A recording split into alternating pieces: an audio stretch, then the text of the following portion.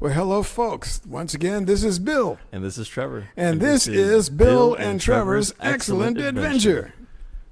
So, we're back after a little break. A little break, and my apologies to all the listeners who were expecting us to drop every Saturday. We're going to get back on track, but this is not our full-time gig. Yeah. And life has happened, but we're getting back. Yes, we are. Yes, we are. And we're going to get back to that Saturday schedule, and we're going to release 2 to get back on track. All righty then. Jesus has been talking, or rather John the Baptizer has been talking about Jesus, and we're talking about how remarkable it is that John, not just once, but continuously is making the effort to push people onto Jesus. Mm-hmm. And then we hear at the beginning of John 4 that when Jesus learned that the Pharisees heard that Jesus was making and baptizing more disciples than John, he left Judea and departed again for Galilee. And I gave a lot of background that John, the gospel writer, does not give his audience. And arguably that wasn't necessary, because if it was critical, then John himself would have said it. But I think it's kind of cool to know and understand. Mm-hmm. Yeah. John himself was going to make some aspects of that plain as we continue to read. Yes. So why don't we pick up again in verse 4? All right. And do you want to read, or shall I start? I can read. All right. Now he had to go through Samaria. So he came to a town in Samaria called Sychar, near the plot of ground Jacob had given to his son Joseph. Jacob's well was there, and Jesus, tired as he was from the journey, sat down by the well. It was about noon. When a Samaritan woman came to draw water, Jesus said to her, "Will you give me a drink?" His disciples had gone into town to buy food. The Samaritan woman said to him, "You are a Jew, and I am a Samaritan woman. How can you ask me for a drink?" For Jews do not associate with Samaritans. Jesus answered her, If you knew the gift of God and who it is that asks for you a drink, you would have asked him, and he would have given you living water." "Sir," the woman said, "you have nothing to draw with, and the well is deep. Where can you get this living water? Are you greater than our father Jacob, who gave us the well and drank from it himself, as did also his sons and his livestock?" Jesus answered, "Everyone who drinks this water will be thirsty again, but whoever drinks the water I give them will never thirst. Indeed, the water I give them will become in them a spring of water welling up to eternal life." The woman said to him, "Sir, give me this water so that I won't get thirsty and have to keep coming here to draw water." He told her, "Go call your husband and come back." "I have no husband," she replied. Jesus said to her, "You are right when you say you have no husband. The fact is, you have had 5 husbands, and the man you now have is not your husband. What you have just said is quite true." "Sir," the woman said, "I can see that you are a prophet. Our ancestors worshipped on this mountain, but you Jews claim that the place where we must worship is in Jerusalem." "Woman," Jesus replied, "believe me, a time is coming when you will worship the Father neither on this mountain nor in Jerusalem. You Samaritans worship what you do not know. We worship what we do know, for salvation is from the Jews. Yet a time is coming and has now come when the true worshipers will worship the Father in the Spirit and in truth, for they are the kind of worshipers the Father seeks. God is Spirit, and his worshipers must worship in the Spirit and in truth." The woman said, "I know that Messiah, called Christ, is coming. When he comes, he will explain everything to us." Then Jesus declared, "I, the one speaking to you, I am he." So let's talk about this. There's so much in here. I'm not going to try to talk about everything in here. I might end up doing it out of compulsion. We'll see what happens. Okay. So it says that Jesus had to pass through Samaria. That's verse 4. And like I said last time, I think that's sort of an ironic statement. Didn't necessarily have to pass through Samaria. Mm-hmm. If you wanted to, you could take the long way around and go up that strip that's to the west of Samaria. But Jesus had to go to Samaria. Why? Because he wanted to. He sure did. So he goes to Samaria. And tired as he was from his journey, he sits down. What time is it? It's about noon. Well, time again in the Gospel of John. Yep. Your translation says about noon. Mm-hmm. Literally, the Greek text says the 6th hour. Mm. And a lot of the modern translators will say that's noon because they're going by the assumption that the daytime is 12 hours, like we explained before. So the 6 hour will put it at midday. But as you already know, I don't think that's the time scale John is using because, I mean, you think about Jesus, no automobiles. Yeah. He walked everywhere he went. No Black and Decker power tools. He was an architect, a builder, manual labor. For him to walk 6 hours is not the same thing as me walking 6 hours. Yeah, it's not. But if you say it's 6 o'clock by Roman civil time, even such a man walking all day is going to be tired. Yep. The timing thing is going to get much more critical when we start talking about the crucifixion. The times reported in the Gospel of John surrounding the crucifixion are in absolute contradiction to the synoptic Gospels if you assume he's using the same time scale as everybody else. But if you assume Roman civil time, it lines up perfectly. I see. But we're not at the crucifixion yet. We're in Samaria, so Jesus sits down and talks to this woman. And he says, give me a drink, for his disciples had gone on the way into the city to buy food. Now, it's just remarkable to me. Jesus is too tired to go into town and get something to eat. Yeah. But he's not too tired to reach out to this woman. No, he's not. Can you make sense of that? I would love to say that it's just his extra special intuition that he gets from God, knowing that he needs to stay there. But I think it's on his heart. Obviously, his whole life, I feel like, is meticulously planned out. And this woman in the well she's extremely important to the Samaritans because of what she does after. So, I mean, I would say that he stayed there for a reason, for sure. That's my take on it. How about this for a reason? Because John already reported in the previous chapter that God so loved the world that he gave his one and only son so that people don't have to perish. I think Jesus loved the woman. And so he knows what he's got. He knows what she doesn't got. Yeah. And so he's too tired to take care of himself, but he's not too tired to take care of somebody else.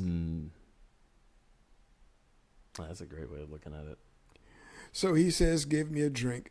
And the woman says, again, paraphrasing the scriptures, what you talking about? For Jesus to ask a Samaritan woman in her own territory for a drink of water, first of all, you're not supposed to be talking to women. Nope. Second of all, you're not supposed to be talking to Samaritans. Nope. Third of all, you're really questionable about going through Samaria in the first place. Yep. To my mind, I imagine that it's similar to a white man asking a black woman for permission to use the colored fountain in the days of the U.S. segregated South. And so it provokes a reaction. Yeah. And they go through this conversation. Jesus is talking metaphysically about the water he's going to give, and he doesn't explain that to her. So she's asking questions. And then in verse 16, Jesus says, go call your husband and come here.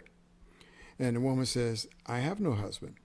Jesus says to her, you are right when you say I have no husband, for you have had 5 husbands, and the man you now have is not your husband. What you have said is true. So this tells you something. It sure does. Tells me that Jesus knows something. Jesus always knows more than any human being has any way to know. And I think you were the one that was saying a while ago that, it would seem to you that being around Jesus a lot and seeing this happen all the time would have been more of a sign than what people are looking at as miracles. Yeah. But he's like getting right at this woman. So this woman has had 5 husbands. It suggests that she has an issue with relationships. A little bit. It suggests that maybe she's got a reputation for being something of a slut. Could be. It suggests that she's got a man, but he's not marrying her, and there's probably a story to go with that, considering the day and the time.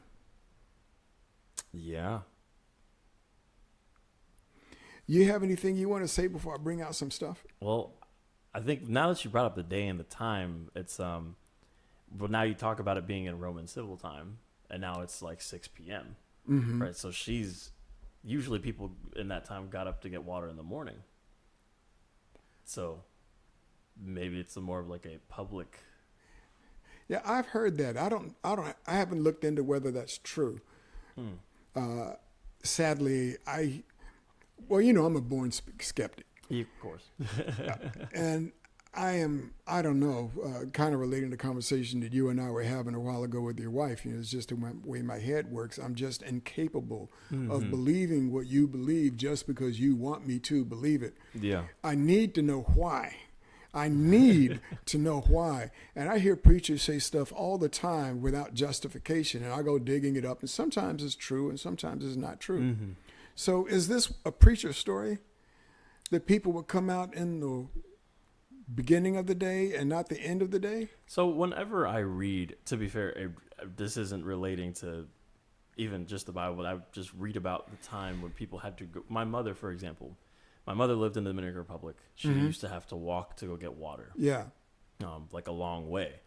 And she would tell me she'd do it in the morning because then she'd try to get enough water where they don't have to go back for the rest of the day. Aha. And it seems to make sense to me logically, but Okay, well, that's the first justification that I heard. there we go. Okay, well, I can accept that theory a little bit better now. Yeah. And so that's what I'm thinking is if this woman's going to the well in the evening like this, where it could already be nighttime, maybe she's doing it because she doesn't want to be seen in the public. Maybe people have seen her and kind of publicly shame her, and she wants to avoid all of that. That's remarkable, and I think it's credible. I can believe that would be what was going on. Given what you just told me about your mom's background, and it holds together, it makes logical sense to me. So she's out there where not a lot of other people are out there, and probably for a good reason. And good guess is Jesus is going right for the heart like he always does. Yeah. So he says, go and find your husband and come back. And what you have said is true. And woman says to him, sir, I believe you are a prophet. And then she brings something up. Explain to me, why is she bringing this up? That's a good question, really. She talks about him being a prophet, but then maybe she's... it almost feels like to me she could be maybe not combative, but wants to know why. Specifically, our ancestors worship this mountain, but you say now we have to be in Jerusalem. What's the difference? And that maybe could be what she's getting at. I wish tone could be conveyed a little better in the Bible, but that could be something that she's trying to understand, because she's like, oh, you're a prophet. Well, let me ask you this, because this doesn't make any sense to me. Or she's saying, oh, you're a prophet. Well, we worship over here. Y'all worship over there. I'm not sure. Well, I kind of tend in the direction that you're thinking, especially considering the things I shared in the last episode about the history of that region. In